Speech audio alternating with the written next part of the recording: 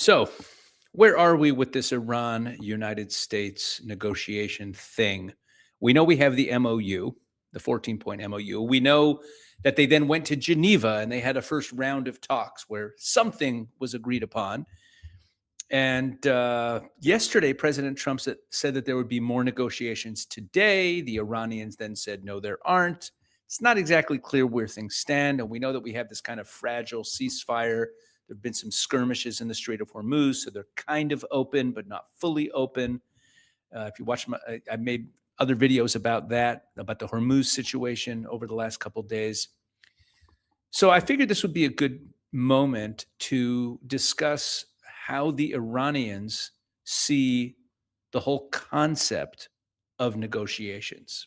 Now, admittedly, they need to justify the fact that they're negotiating to their own people. Within Iran, there are many reports that within Iran, within the diehards, the ideological diehards who drank the Kool-Aid of the regime, they're very upset at those who are negotiating. They're very upset at them because they see negotiation as a kind of capitulation, and they want revenge, for the death of Khamenei. So they also, so the regime kind of has to justify the fact that they're negotiating. So keep that in mind as you watch these clips. The two clips we're going to watch, they're both pretty short, just a couple minutes each, are both courtesy of MEMRI.org, the Middle East Media Research Institute. MEMRI, you got to follow them. They do a lot of fantastic reports on what's going on in Middle Eastern media. They do a lot of translations. They also post video clips. They don't post all the clips to their YouTube channel, so don't just rely on that. You should really go to their website, MEMRI.org. I'm a huge fan. I find them indispensable for understanding the Middle East. But let's take a look at these two clips. The first clip that we're going to see, this is Mahdi Mohammadi, strategic advisor to Iranian speaker Ghalibaf. That's the guy who's like leading the negotiations. We know who that is. We've talked about him a lot. The butcher. We've seen his face. And this is a clip from June 10th, from just a couple weeks ago, about negotiations. And thankfully, even though it's in Persian, they did a voiceover, so I don't have to do it myself. Here we go. میتونید ببینید که یواش یواش داره یه طوری حرف میزنه که آقا بابا ما زورمون به اینا نمیرسه، بذار بیشتر از این تحریکش نکنیم. 30 سال ما در دریا آماده شدیم. این کاری که الان تو دریا داره میشه، تو سواحل و جزایر جنوبی داره میشه، خیلی براش فکر کردن، خیلی خونها ریخته شده، خیلی عرق ریختن برای اینکه امروز ما حاکمیم بر تنگه هرمز و همه دنیا داره به جمهوری اسلامی التماس میکنه. شما تو این جعبه ابزارتون موشک دارید، پهپاد دارید، قدرت اطلاعاتی و امنیتی دارید، مقاومت دارید، متحدینتون رو دارید، مذاکره هم دارید. اگه اینجوری به موضوع نگاه کنید اصلا مشکلی پیش نخواهد اومد. شما در لحظه‌ای که دارید فقط نباید فراموش کنید که در حال جنگید. آقای قالیباف همیشه میگه مذاکره ابزار مبارزه است. دشمن تحقیر شده، دشمن شکست خورده، آقای شهید فتح میشه ازش امتیاز گرفت. بعداً به تعهدش عمل میکنه؟ نه. ولی مهم اینه که شما یه جوری همون لحظه اول یه امتیازی بگیرید که از فردا اگه کل میز مذاکره هم به هم خورد، شما اون چیزی که لحظه اول به دست آوردید دیگه نگهش دارید. نقد یه چیزی اولش میگیریم و میدونیم بعدش، به نظر شخصی من اینه که بعدش هم به هم میخوره. خب بخوره. مهم اینه که ما تو اون لحظه اول یه چیز اساسی از اینا بگیریم. من گفتم اینو قبلا آشکارا. ما نیاز به وقت و نیاز به منابع داریم. ما در جنگیم و از مذاکره به عنوان یک ابزار استفاده می‌کنیم برای کسب وقت و کسب منابع. هیچ سوء تفاهمی ما درباره صلح با آمریکا نداریم. All right, so that's clip number 1. And you see what he's saying there. There's no distinction between war and negotiation. Negotiation is just another tool of war, right? So to go a little deeper, we're going to play a clip that's much more recent from June 27th. So it's just a couple of days ago. And the guy in this clip is an IRGC general, a retired general, Mohammad Hossein Safar Harandi. He's a member of Iran's Expediency Council and former Minister of Culture and Islamic Guidance. Okay, so here we go. Let's pick it up with him. جنگ کر و فر داره، دشمن ما میره میزنه به یه خطی، میبینه ناکام موند، عقب نشینی میکنه، میره خودشو تجهیز میکنه، 2 مرتبه میاد. همین کار رو ما هم باید بکنیم. خب جنگ دیگه دائم باید در تدارک طرح‌ها و ایده های تازه باشیم. اینا بعضیاش منجر میشه به اینکه شما جنگ رو توی مقطعی نگهش میدارید، بعد میرید وارد گفتگو میشید. کر و فر جنگ همیناست دیگه، همش یه سره به خط زدن نیست. به خط میزنید، بعد یه نقطه‌ای میرسه میگن خب حالا بیایم حرف بزنیم. توی زمان اولیای خدا، پیامبران هم اینطور بوده، همیشه پشت سر هم نمی جنگیدن، جنگ میکردن، گاهی منجر میشده به اینکه حالا یه قرار مثلا گفتگویی بذارن، یه مذاکره‌ای بکنن.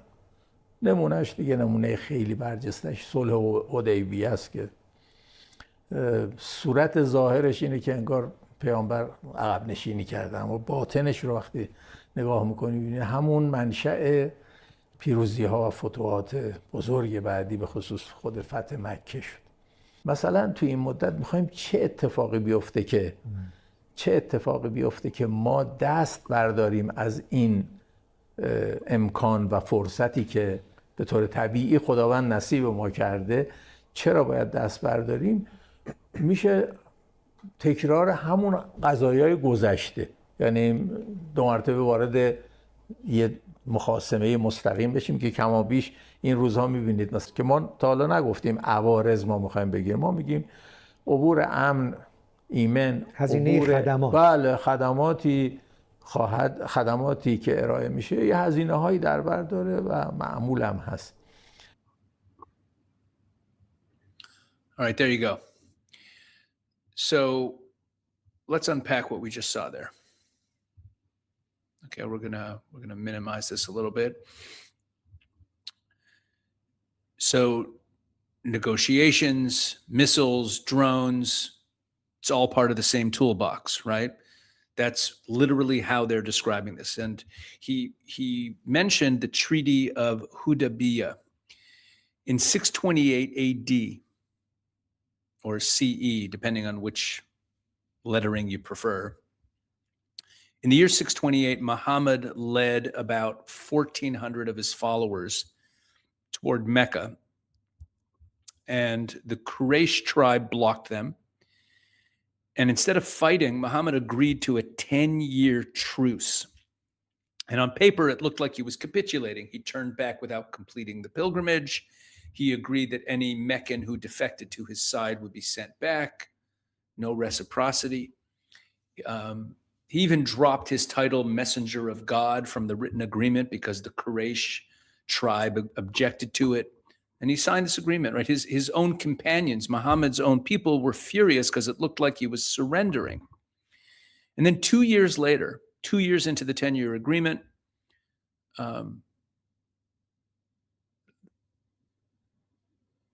Muhammad declared the treaty null and void, and he marched on Mecca with overwhelming force. I mean, there was some pretense for declaring it null and void, saying that the Quraysh broke the truce. But the city then fell without a fight. And this is called a hudna in Islamic tradition.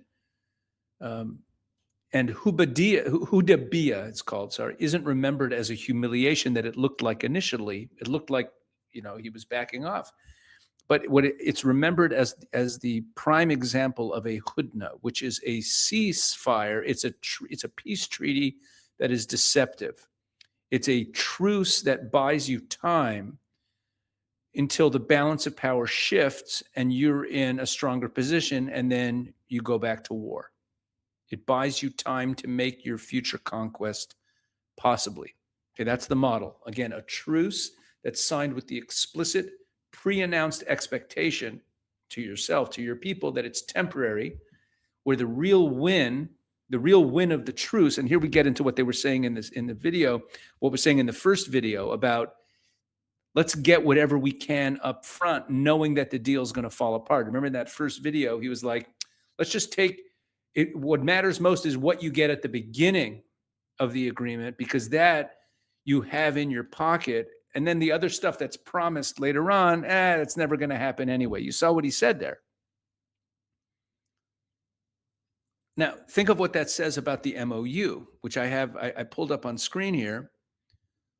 Now let's make it a little bit bigger. Let's take a look at the MOU, because we've been saying that about the MOU. You have things that are promised down the road, and then you have things that are up front, right? So in the MOU, the Islamabad memorandum that was signed on June 17th, there's 14 clauses, and clause 13, I've mentioned this before. In clause 13, we have those items that are supposed to be done up front, right at the beginning, after signing the MOU and subject to the beginning of the implementation of paragraphs 1, 4, 5, 10, and 11. Then we continue with everything else in the negotiations. But the precondition for moving forward is these 5 items, right? So what are these 5 items? So there's a cessation of hostilities in Lebanon, which we've talked about. There's other videos I've made about over the last few days. That's a separate issue. So there's that. And then we have number 4. Number 4 is the United States will remove its naval blockade. Okay. Number 5 is that the Straits of Hormuz will open. And then 10 and 11 are a termination of U.S. sanctions and an unfreezing of Iranian assets. Right? Those are the items. So think about that. Now, the back half of the deal is what's going to happen with the nuclear and other issues to be worked out later on. Arrangements for the Strait of Hormuz long term with Oman, whatever that meant. But the document, the MOU, structures these items as preconditions. That's the cash up front that this first guy, Ghalibaf's advisor, was talking about in the first video. Cash in hand, unfreeze our assets, lift the blockade so that we can sell our oil. And that's what they've been doing. Ever since this MOU went into effect, Iran's just been selling their oil, getting cash. Getting cash, as much cash as they can, and they're working furiously to get their assets unfrozen. They're also trying to get Israel to back off in Lebanon, which Israel's not doing. So they're a little frustrated. But you understand the thinking behind the way the MOU works for the Iranians is this thinking. What he called in that video cash in hand, naqd in the Persian. It's written into the agreement. Right. So when you get to paragraph 8, when it talks about the uranium stockpile, it's like, oh, we're going to work it out down the road. The missile program is not even mentioned. Right. And then you have also, paragraph 7. The United States of America undertakes to terminate all types of sanctions against the Council, the Republic of Iran, and the United States. Acknowledge the critical importance of the sanctions termination. But that's much, much later. There are things that are kicked down the road. The $300 billion is kicked down the road. But the things they get right away is their unfrozen assets. They get the blockade lifted so they can sell their oil. Right? These are the things that they want right up front. They want cash. But as you saw from those videos, they're not interested in fulfilling the rest of the MOU. Now, the U.S. didn't walk away completely empty-handed. Hormuz kind of reopened a bit. J.D. Vance announced that Iran had agreed in principle to let inspectors in, calling it a major milestone toward ending Iran's weapon program. But that was just an agreement to allow inspections at some point in the future, which, of course, Iran then denied, and they said they're not going to allow them into the main nuclear sites. So even the best win that the U.S. can point to is really just an unverified promise. See, the U.S. believes that when you have an agreement to move forward to certain later clauses, that you mean it. But listen to the guys that I just played you in those videos. They're like, all that matters is what we get right up front. The stuff that comes later, it's going to fall apart. If you unfreeze assets, if you lift a blockade and let Iran sell its oil, that cash doesn't get deliver. I mean, they make that money. That money's in their pocket. Right now, every day, Iran is selling its oil. The blockade hasn't been reinstated. They are making lots of money as we speak, selling their oil. And they still have that money, even if, so with every day that it goes on and the blockade isn't reinstated, they're making bank, and they don't care what happens with the other clauses. The IAEA inspector commitment, that's down the road. And they're already signaling that they're not going to allow it. See, the really deeper point here, and this is why I made this video, is what do you think an agreement is? In the Western tradition, a signed agreement is it binds you. Agreements are kept. You negotiate, you sign, and from that point forward, the document binds you. That's the premise that makes a treaty worth signing. And anyone who watches the Middle East knows that treaties don't have much meaning, but maybe we now understand why. Because listen again to what we just heard in their own words. Negotiation is not the end of hostilities. It's explicitly described as one of many tools in your war kit, alongside your missiles, your drones, your weapon, right? It's just another tool in the kit of war. It's not a different category, right? It's a continuation of war. He mentioned Kalibaf's line that negotiation is a tool of struggle, meaning it's a tool of the fight. Negotiation isn't finding common ground. It's a tool of struggle. And the model that the second guy reaches for, he refers back to, is Hudaybiyah, a truce whose entire historical value in their telling was that it didn't hold.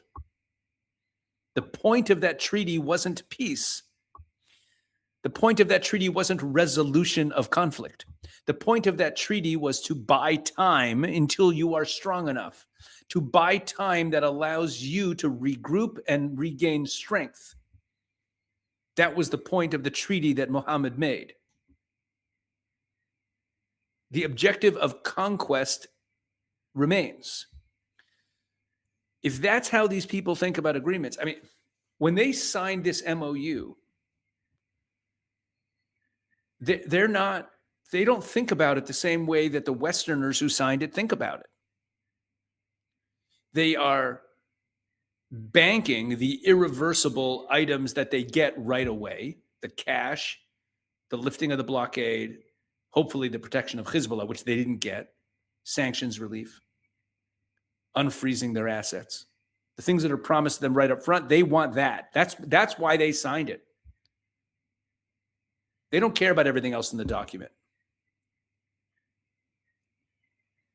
Right? Once you understand that, then clause 13 in the document, which says these are the things that have to be up front, you understand that's the whole deal for Iran.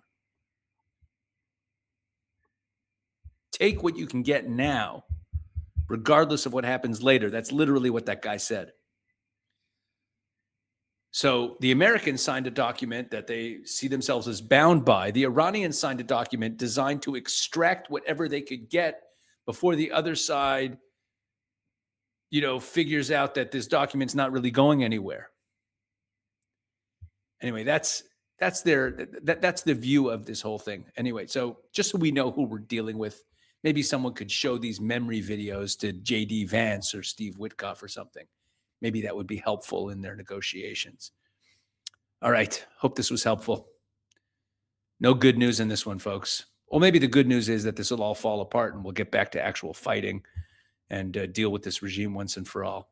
But just so we understand, they have no intention of ever fulfilling the demands of the Americans. They have no intention of capitulating to anything that Trump wants. They have zero intention of that. Now, you might argue they're just signaling to their people, but this is just the way they've always been.